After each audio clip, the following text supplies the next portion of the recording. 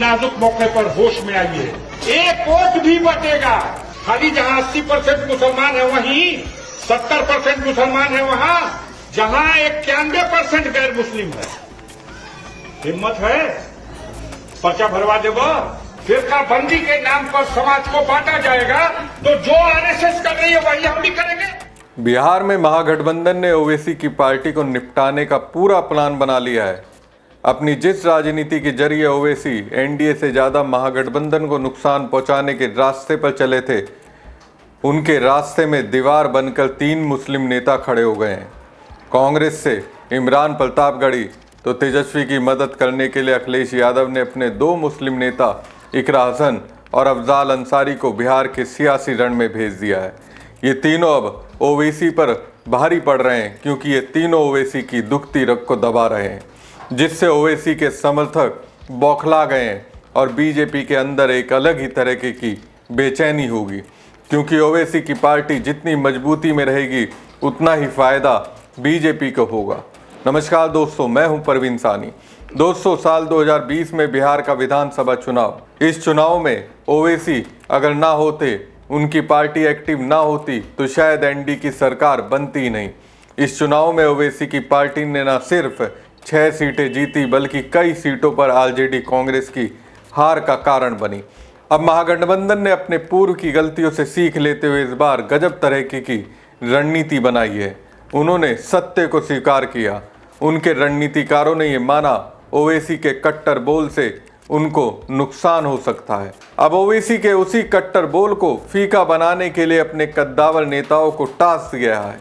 महागठबंधन की ओर से 3 मुस्लिम नेता उन विधानसभा क्षेत्रों में रैली और नुक्कड़ सभा कर रहे हैं जहां ओवैसी अपनी राजनीति से बीजेपी को फायदा और आरजेडी कांग्रेस को नुकसान पहुंचाने के काबिल हैं।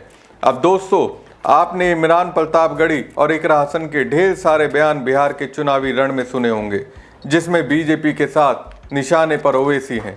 ओवैसी की राजनीति कैसे बीजेपी को फायदा पहुंचा रही है, उस पर उनके तर्कों को सुना होगा। कि जो कांग्रेस को वोट देगा वो दरी बिछा रहा है, यही कह रहे हैं ना, गाली दे रहे हैं ना जी। तो मैं आपको एक बात बताता हूँ, 11 तारीख को यहाँ वोटिंग है ना। इसी 11 तारीख को जहाँ से वो आए हैं, हैदराबाद तेलंगाना, घर से 1 किलोमीटर की दूरी पर एक विधानसभा है, जुबली हिल्स। एक सीट पर 11 तारीख को वहां भी वोटिंग है। वहां से कांग्रेस का कैंडिडेट है नवीन यादव। उसके लिए यही मोहतरम घर घर जाकर के वोट मांग रहे हैं। मतलब तुम वहां कांग्रेस के लिए वोट मांगो तो तुम बहुत बड़े हिकमती और बहुत बड़े सियासी, और बहादुरगंज के लोग कांग्रेस को वोट देते तो फिरौन। भैया, ऐसी सियासत तो सीमांचल में नहीं चलेगी। आप दरी बिछाओ हुकूमत की, चूंकि कांग्रेस की हुकूमत है तो आप बहुत बड़े हिकमत वाले आदमी, और बहादुरगंज के प्रोफेसर मुसव्विर आलम साहब, डॉक्टर जावेद साहब, अंजार भाई महागठबंधन की सरकार बनाने के लिए एक वोट को एकजुट करें, तो ये दरी बिछाने वाले लोग हो गए। ये गाली नहीं है तो और क्या है? बताइए मुझे, कौन सी कयादत खड़ी कर रहे हो आप? प्रोफेसर मुसव्विर आलम को हरा करके किसी और को जिता करके कौन सी कयादत खड़ी कर रहे हो आप? कि वोट डालने से पहले ये सोचिए कि क्या वो सरकार बना सकते हैं। अगर वो सरकार के नजदीक पहुंचते हैं तो आप बेशक वोट उन्हें दे दीजिए, लेकिन वो नहीं पहुंचेंगे। उन्हें अगर वोट दिए जाएंगे, बटेंगे अगर हमारे वोट, तो सरकार फिर से भाजपा की बनेगी। और इस बार भाजपा नीतीश जी को मुख्यमंत्री भी नहीं बनाएगी, इस बार वो खुद कब्जा लेगी। तो अब तक जो हालात थे वो बद से बदतर आपके हो जाएंगे। इसलिए आपको पहले ही अपनी सुरक्षा करनी है, और उसका जरिया मैंने जैसा आपको बताया सिर्फ वोट का है आपके पास। इस बार आपको नहीं बटना है, आपको एक एक वोट एकजुट होकर अपने प्रत्याशी लालटेन पर देने का काम करना है। तो इन्हीं बातों के साथ मैं उम्मीद करती हूँ कि पौआखाली की ये जनता, ये गयूर आवाम सही फैसला लेगी, लालटेन का बटन दबाएगी और मौलाना सऊद साहब को यहाँ से जिताने का फिर से काम। अब दोस्तों, बिहार से यूपी के गाजीपुर से सांसद अफजाल अंसारी का एक बयान ओवैसी की राजनीति को लेकर वायरल हो रहा है। ओवैसी को अफजाल अंसारी का एक खुला चैलेंज सोशल मीडिया पर तेजी से वायरल हो रहा है। अफजाल अंसारी का जो बयान आपको दोस्तों मैं सुनाऊंगा वो कांग्रेस सांसद इमरान प्रतापगढ़ी और सपा सांसद इकरा हसन की ओर से ओवैसी की राजनीति की पोल खोल से और भी ज़्यादा कड़क है। सीमांचल के लोगों के सामने जिस तरह से अफजाल अंसारी ने अपने विचार रखे, जिस तरह से दावा किया उन्हें ओवैसी को क्यों वोट नहीं देना चाहिए, उसमें मैंने अब तक जितने भी मुस्लिम नेताओं के ओवैसी की राजनीति पर राय सुनी, उसमें अफजाल अंसारी का बयान बेहद ही मजबूत है। के गढ़ में खाली जहां 80% मुसलमान है वहीं 70% मुसलमान है वहां, और जहां कमजोर मुसलमान है वहां हम भी राजनीति करते हैं। 1985 से 5 बार विधानसभा सदस्य रहे और तीसरी बार लोकसभा के सदस्य। गूगल में अपने नौजवानों से हमारे जाने के बाद खुलवाइएगा, गाजीपुर कई परसेंट मुसलमान है, खोल के देखो। 9% से तरक्की होके हो गया है 9.5% या 10%। जहां 91% गैर मुस्लिम है। हिम्मत है पर्चा भरवा देगा, और 50 साल से राजनीति कर रहा हूं।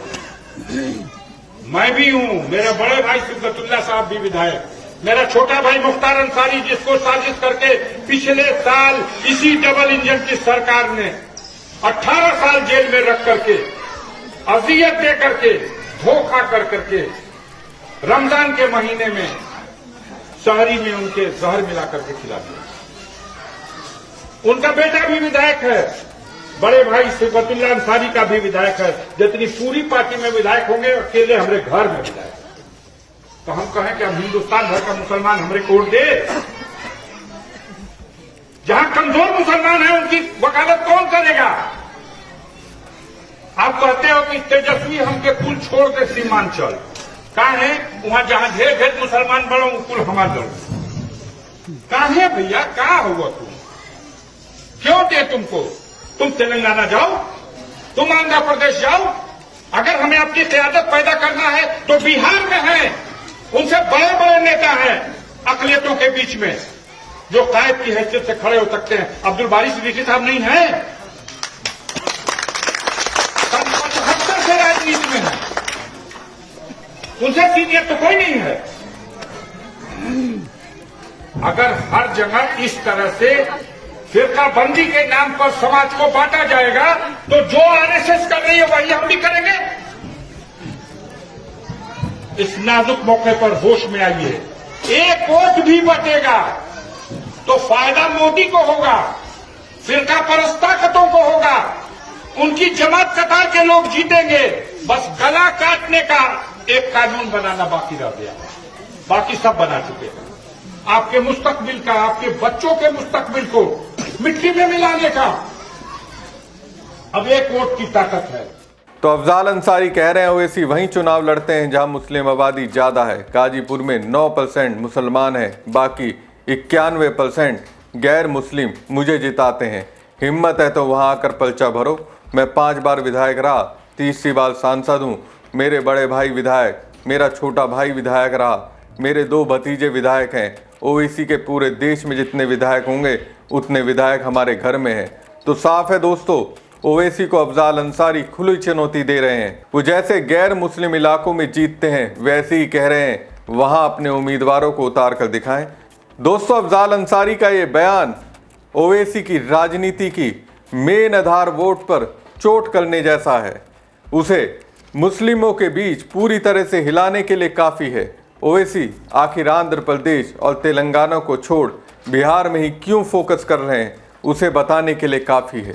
ओवैसी किसकी राजनीति को मजबूत कर रहे हैं, उसका भी विश्लेषण कर रहे हैं।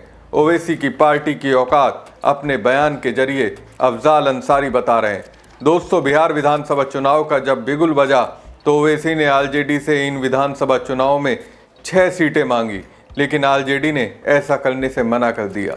इसके बाद ओवैसी की ओर से ये बताने का प्रयास होने लगा कि आरजेडी कांग्रेस को मुस्लिमों का वोट तो चाहिए, लेकिन वो उनके समाज से आने वाले लोगों को भागीदारी देना नहीं चाहते। यही नहीं दोस्तों, एक खास रणनीति के साथ ओवैसी ने यह प्रयास किया कि उनकी पार्टी महागठबंधन में शामिल हो जाए। अब इससे ओवैसी के दिमाग में ये बात होगी, अगर आरजेडी कांग्रेस में मुस्लिम रिप्रेजेंटेटिव के तौर पर उनकी पार्टी को स्वीकार कर लिया तो फिर बिहार के मुसलमानों में ये बात जाती है ओवैसी की पार्टी तो उनके समाज से है। लेकिन ऐसा तेजस्वी ने होने नहीं दिया। अब होने नहीं दिया तो भी ओवैसी के दिमाग में ये बात होगी, इससे मुस्लिम समाज तक ये मैसेज पहुंचाने में वो कामयाब होंगे कि मुसलमानों का वोट तो सेकुलर पार्टियों को चाहिए, उनके समाज के नेताओं को सम्मान देने के लिए ये पार्टियां तैयार नहीं है। इसलिए दोस्तों, अफजाल अंसारी ने बताने का प्रयास किया आखिर देश प्रदेश के स्तर पर ओवैसी की पार्टी की हैसियत क्या है, और इसके लिए अपने परिवार के बने सांसद और विधायकों का हवाला दिया। बिहार के मुस्लिमों को ये बताने का प्रयास किया ओवैसी की पार्टी की हैसियत उनके परिवार से भी छोटी है।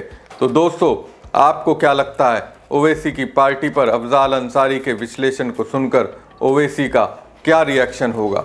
हमारी खबर आपको कैसी लगी कमेंट बॉक्स में कमेंट करके जरूर बताएं। साथ ही पेज को ज़्यादा से ज़्यादा लाइक और शेयर कीजिएगा। धन्यवाद।